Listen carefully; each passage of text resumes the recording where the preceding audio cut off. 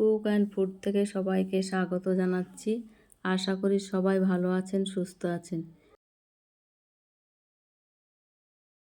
ভিডিওটি না টেনে পুরো ভিডিওটি দেখে নেবেন। আজকে আপনাদের বানিয়ে দেখাবো চিকেন পকোড়া। তার জন্য 500 গ্রাম চিকেন নিয়েছি, একটা লেবু দিয়ে দিলাম, স্বাদ মতো লবণ, হলুদের গুঁড়ো, লঙ্কার গুঁড়ো, জিরের গুঁড়ো, গোলমরিচের গুঁড়ো, গরম মশলার গুঁড়ো, কর্নফ্লাওয়ার 1 চামচ,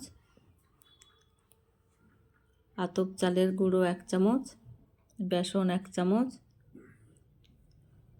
টক দই 1 চামচ,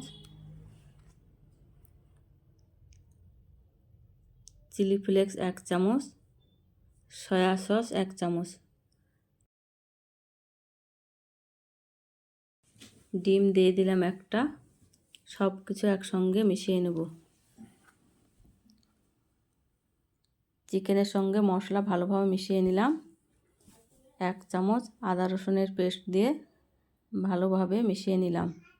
30 মিনিট ঢেকে রেখে দেব। দেখুন বিকেলের দিকে সন্ধ্যা ফুলগুলা ফুটে উঠেছে, কত সুন্দর লাগছে। 30 মিনিট পর ফিরে এলাম। আবারও কিছুক্ষণ চিকেনগুলো নেড়ে নেব মশলার সঙ্গে ভালোভাবে। গ্যাসে কড়াই চাপিয়ে দিলাম।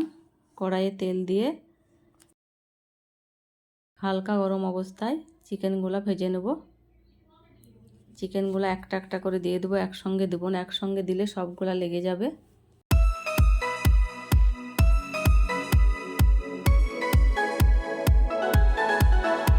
চিকেনের এক দিক হয়ে গেছে, উল্টিয়ে নেব।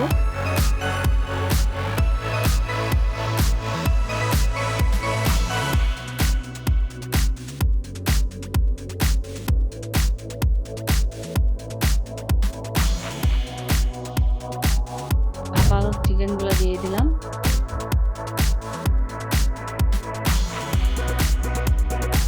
চিকেন ভাজা হয়ে গেছে, তুলে নিলাম। দেখুন কত সুন্দর হয়েছে কালারটা। আপনারা এইভাবে করে দেখতে পারেন।